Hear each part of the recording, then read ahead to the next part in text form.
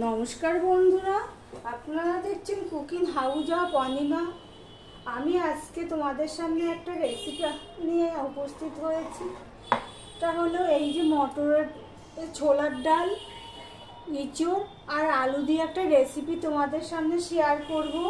তার জন্য আমি জল বসিয়ে দিয়েছি। এই দেখো, জল বসিয়ে দিয়েছি, জলটা আমার গরম হয়ে এসেছে। এবার এর মধ্যে আমি এই ছোলার ডালগুলো দিয়ে দেবো। ছোলার ডালগুলো আমি ঘন্টাখানেক মতন ভিজিয়ে রেখেছিলাম। এখানে আমি ছোলার ডালটা দিয়ে দেব, তার সাথে আমি এঁচড়গুলোও দিয়ে দেব।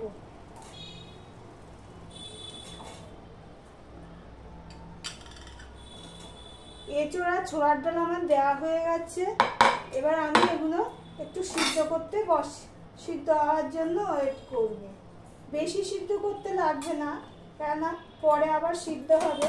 দিয়ে ছোট করে ঢাকা দিয়ে আমি সিদ্ধ বসিয়ে দিলাম।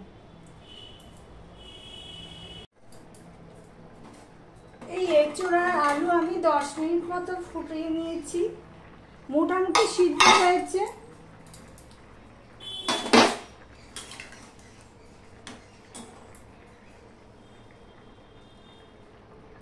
চাপ দিলে এরকম গুঁড়ো হয়ে যাচ্ছে, দেখো, চাপ দিলে এরকম গুঁড়ো হয়ে যাচ্ছে। এবার আমি এই অবস্থায় নামিয়ে নেব। নামিয়ে নিয়ে আমি একটা কড়াই বসিয়ে দিলাম। ভিডিওটা সম্পূর্ণ দেখার অনুরোধ রইল, প্লিজ ভিডিওটা পুরোটাই দেখবেন। কড়াইটা আমার গরম হয়ে গেলে দিয়ে দিলাম সর্ষের তেল। দেখেন, এই সর্ষের তেলটুকু দিয়ে দিলাম।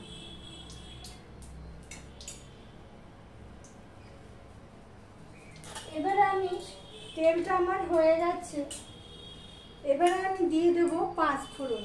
এই 5 ফোড়নটুকু আমি দিয়ে দিচ্ছি। এই দেখো, এই 5 ফোড়নটুকু আমি দিয়ে দিলাম। 5 ফোড়নটা হয়ে গেছে। একটা তেজপাতা, বড় দেখে একটা তেজপাতা আমি এটা দিয়ে দিলাম। তার সাথে আমি এখানে পেঁয়াজ আর রসুনটা আমি থেঁতো করে রেখেছি, আর পেঁয়াজটা আমি কুচিয়ে রেখেছি। এই পেঁয়াজটা আমি দিয়ে দিচ্ছি।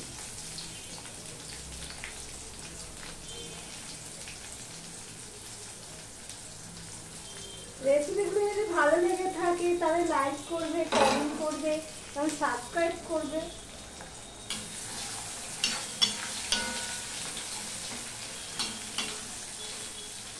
পেঁয়াজটা হওয়ার জন্য আমি অপেক্ষা করব। পেঁয়াজ আমার হয়ে গেছে, লাল লাল করে ভাজা হয়ে গেছে পেঁয়াজ। আমি এর মধ্যে এবার রসুনটুকু দিয়ে দিলাম।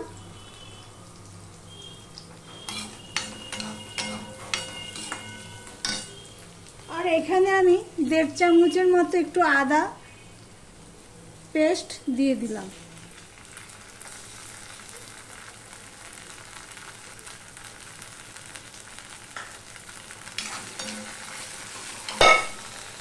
তার সাথে দিয়ে দিলাম এই আলুগুলো।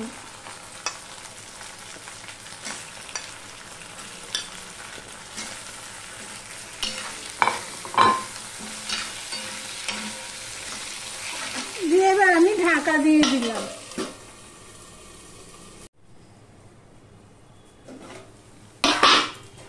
আলুটা প্রায় ভাজা ভাজা হয়ে গেছে। এবার আমি এই টমেটো আর কাঁচা লঙ্কাটা দিয়ে দেবো। 4টে কাঁচা লঙ্কা আর একটা টমেটো আমি দিয়ে দিলাম।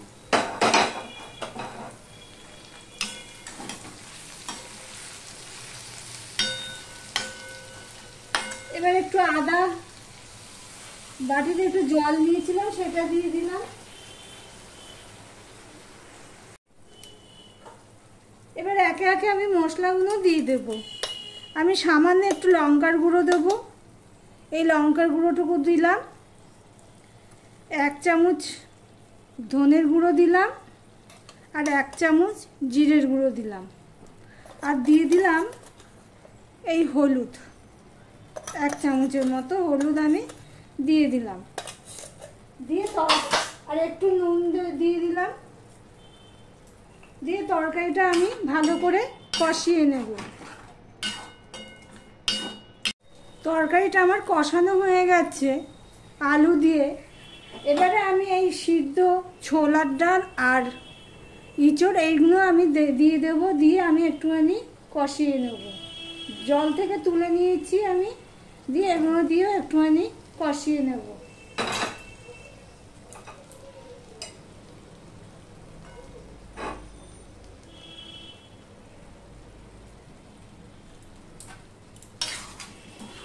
সম্পূর্ণটা মিশিয়ে নিয়ে একটু কষিয়ে নেব।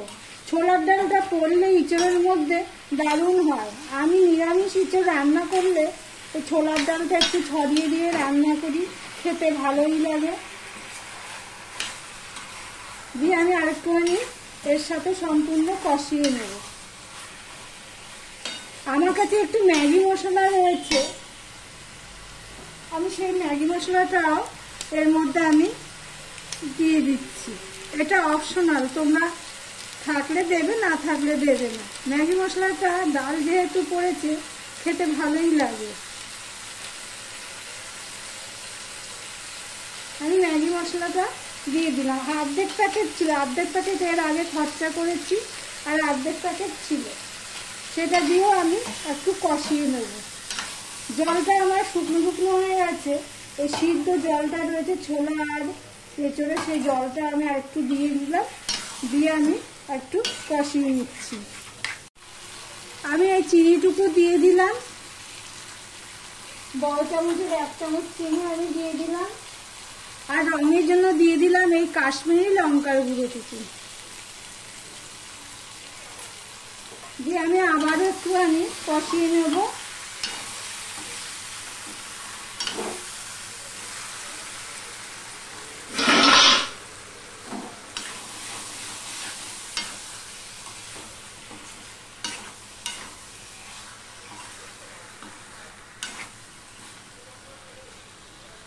কষানোর মধ্যে আমার আলুও সিদ্ধ হয়ে গেছে, আর ইঁচড়টাও সিদ্ধ হয়ে গেছে,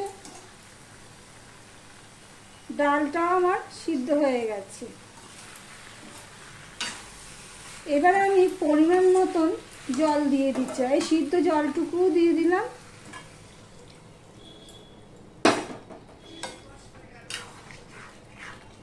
আর একটু জল দিয়ে দেবো।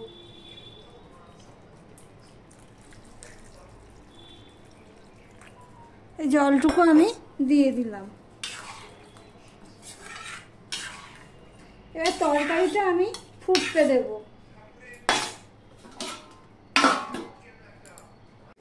তরকারিটা 6-7 মিনিট ধরে আমি ফুটতে দিয়েছিলাম। 6-7 মিনিট পর আমি ঢাকাটা খুললাম।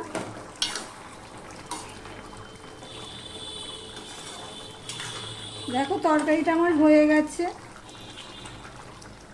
এবার এর মধ্যে আমি এই 1 চামচের মতন ঘি আমি এটা দিয়ে দিলাম।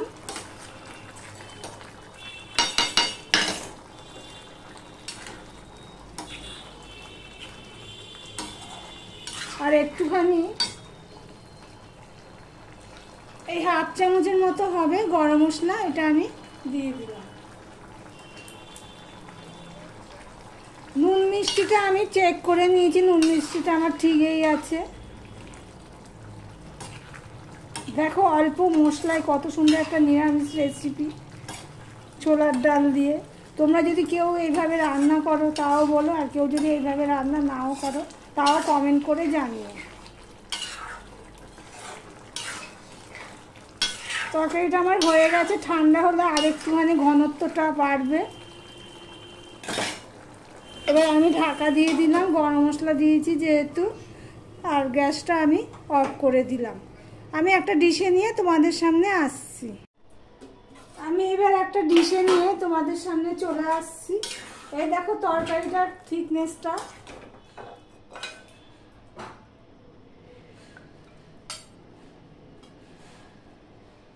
এই দেখো। ডিশে নিয়ে তোমাদের সামনে আমি আবার চলে আসব।